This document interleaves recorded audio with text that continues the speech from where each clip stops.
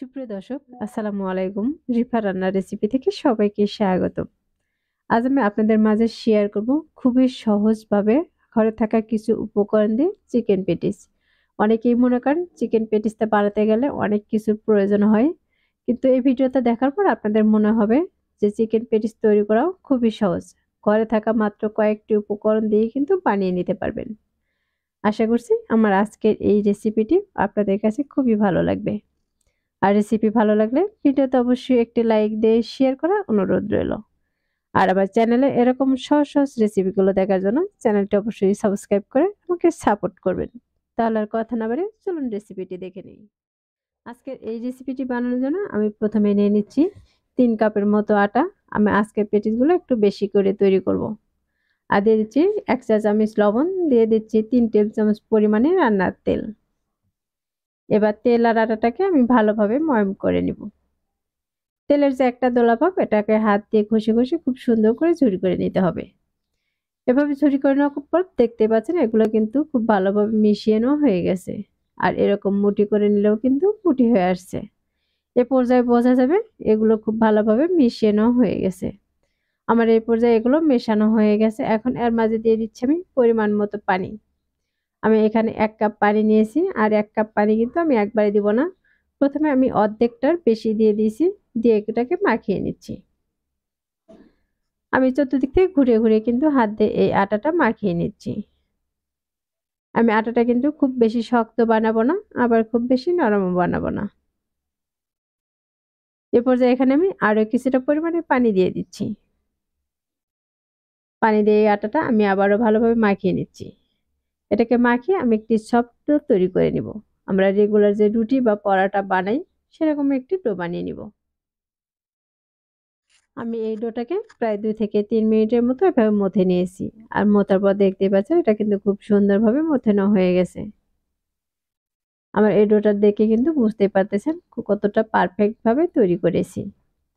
আমার ডোটা কিন্তু এখনো বানানো হয়ে গেছে। এখন এটাকে আমি একটি ঢাকনাতে ঢেকে রেস্টে রেখে দিচ্ছি 5 মিনিটের মতো। আর এই 5 মিনিটের মধ্যে আমি এর জন্য একটি পুর রেডি করে নিব। তার জন্য চুলায় একটি কড়াই বসে তার মাঝে দিয়ে দিচ্ছি 2 টেবিল চামচ পরিমাণে রান্নার তেল আর হাফ চামচ আস্ত জিরা। জিরাটাকে আমি 30 সেকেন্ডের মতো ফুটিয়ে নিয়েছি। আর মাঝে দিয়ে দিচ্ছি আমি হাফ কাপের মতো পেঁয়াজ কুচি বা 3 থেকে 4টি পেঁয়াজ কুচি। পেঁয়াজটাকে তেলের সাথে নেড়েচেড়ে আমি 1 মিনিটের মতো ভেজে নিচ্ছি। এখন এর মাঝে দিয়ে দিচ্ছি হাফ চা চামচ জিরা বাটা আর দিয়ে দিচ্ছি হাফ চা চামচ আদা রসুন বাটা। এবার মশলাটাকে আমি তেলের সাথে নেড়েচেড়ে 1 মিনিটের মতো ভেজে নিচ্ছি।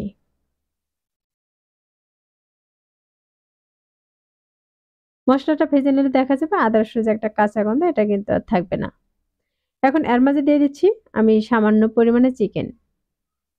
আমি এই অল্প কিছু চিকেন দিয়ে কিন্তু আজকে এই পেটিস গুলো তৈরি করে দেখাবো। চিকেনটাকে আমি কিছুক্ষণ ভেজে নিচ্ছি বা রান্না করে নিচ্ছি। এখন এই চিকেনের মাঝে দিয়ে দিচ্ছি আমি 1 চা চামচ লবণ বা স্বাদ মতো লবণ, দিয়ে দিচ্ছি ভাজা মশলার গুঁড়ো হাফ চা চামচ, দিয়ে দিচ্ছি 1 চা চামচ লাল মরিচের গুঁড়া, দিয়ে দিচ্ছি হাফ চা চামচ হলুদের গুঁড়া। এখন এই সবগুলো উপকরণ আমি ভালোভাবে মিশিয়ে নিচ্ছি। আমি চিকেনের সাথে মাংসটা কিন্তু ভালোভাবে মিশিয়ে নিচ্ছি, আর এ পর্যায়ে কিন্তু মাংসটাও আমার কষিয়ে নেওয়া হয়ে যাচ্ছে। এখন মাংসটা সেদ্ধ হওয়ার জন্য আমি এর মাঝে দিয়ে দিব কিছুটা পরিমাণে পানি। এখানে কিন্তু খুব বেশি পরিমাণে পানি দেওয়ার প্রয়োজন নেই, যেহেতু মাংসের পিসগুলো কিন্তু অনেকটাই ছোট, যে কারণে এখানে কিন্তু অল্প কিছু পানি দিলে মাংসটা সেদ্ধ হয়ে যাবে। কিছুক্ষণ পর আপনাদেরকে দেখিয়ে দিচ্ছি চিকেন থেকে পানিটা কিন্তু একদম শুকিয়ে গেছে। এ পর্যায়ে দিয়ে দিচ্ছি আমি সেদ্ধ করে রাখা আলু। আমি আলুটাকে সেদ্ধ করে হাত দিয়ে ভালোভাবে ম্যাশ করে নিয়েছি। এখন এই আলুটাকে আমি চিকেনের সাথে নেড়েচেড়ে মিশিয়ে নিচ্ছি। চিকেন আর এই আলুটা ভালোভাবে মিশিয়ে নিলে কিন্তু এগুলো খেতে খুবই ভালো লাগবে।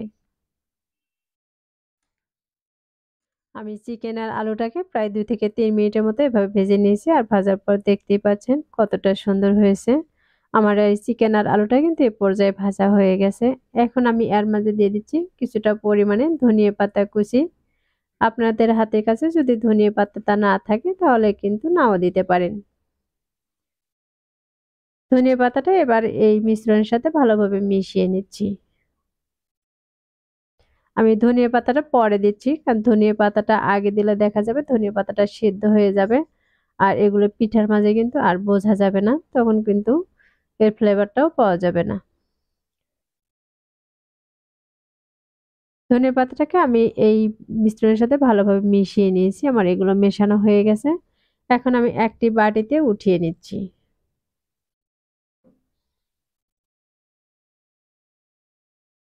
আপনারা চাইলে কিন্তু এই পেটিসটা শুধু এই চিকেন দিয়েও বানিয়ে নিতে পারেন, আবার এভাবে আলুর পুর বানিয়েও কিন্তু পেটিসগুলো তৈরি করতে পারেন। এখন যে ডোটা আমি রেস্টে রেখে দিয়েছিলাম তার উপর থেকে ঢাকনাটাকে সরিয়ে নিচ্ছি, আর এই ডোটাকে আমি আরো 1 মিনিটের মতো এভাবে মথে নিচ্ছি। ডোটা মথানো ভালো হলে কিন্তু রুটিটা বানানো সুন্দর হবে।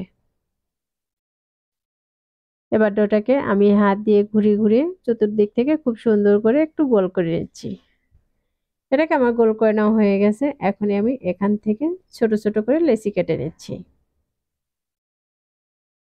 আমি রুটিগুলো কিন্তু খুব বেশি বড় বানাবো না, আবার খুব বেশি ছোট বানাবো না, তাই মাঝারির সাইজ করে কিন্তু আমি এই লেচিগুলো কেটে নিচ্ছি। আমি লেচিগুলো কেটে নিয়েছি। এখন এখান থেকে একটি নিয়ে কিন্তু আমি হাত দিয়ে ঘুরিয়ে ঘুরিয়ে এটাকে আবারও বলের শেপ দিয়ে নিচ্ছি। এখন আমি এটাকে বোর্ডে নিয়ে নিচ্ছি। বোর্ডেতে এটাকে হাত দিয়ে চেপে একটু চেপটা করে নিব, আর এরপর আমি কিছুটা পরিমাণে শুকনো আটা ছড়িয়ে দিচ্ছি। তাহলে এটা রুটি বেলার সময় কিন্তু বোর্ডের সাথে লেগে যাবে না। এবার একটি রুটি বেলাতে এটাকে খুব ভালোভাবে রুটি বেলে নিব। আমি রুটিটা কিন্তু মোটা বানাবো না, একটু পাতলা করেই বেলে নিতে হবে। আমার এই রুটিটা বানানো দেখে কিন্তু বুঝতেই পারতেছেন রুটিটা আমি কতটুকু পাতলা করে বেলে নিয়েছি। রুটিটা যতটা পাতলা করা সম্ভব ততটাই কিন্তু পাতলা করে বেলে নিতে পারেন।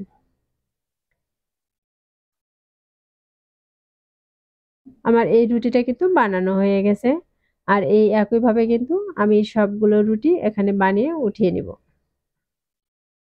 আমি সবগুলো রুটি কিন্তু বানিয়ে নিয়েছি। এখন এর উপরে আমি কিছুটা পরিমাণে কর্নফ্লাওয়ার ছড়িয়ে দিচ্ছি।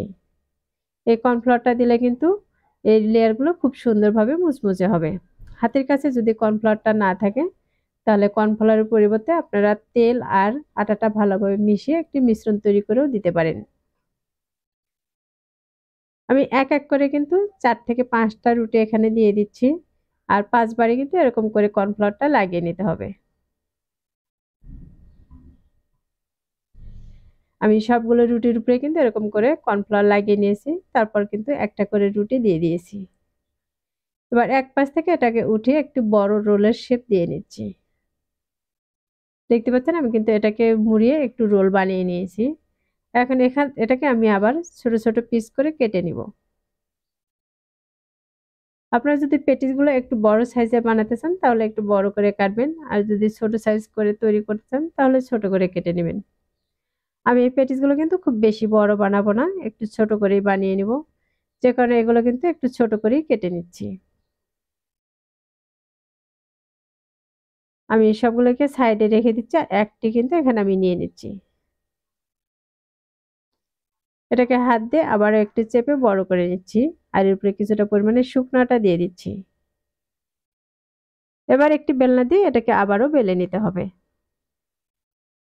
এই রুটিটা কিন্তু আমি এখন আর খুব বেশি পাতলা করব না, আমরা রেগুলার যে পরাটা বানাই সেরকম করেই বেলে নিব। আমার রুটিটা দেখে কিন্তু বুঝতে পারতেছেন এটা কিন্তু খুব বেশি মোটা না হয়নি, আবার কিন্তু খুব বেশি পাতলাও হয়নি।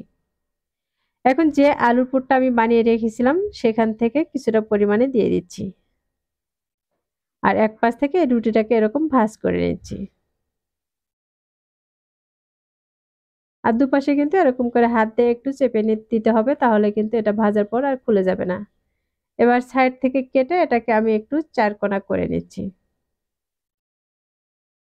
আমার এই পর্যায়ে কিন্তু একটি বানানো হয়ে গেছে, আর দেখতেই পাচ্ছেন কত সহজে এই পেটিস গুলো তৈরি করে নিলাম।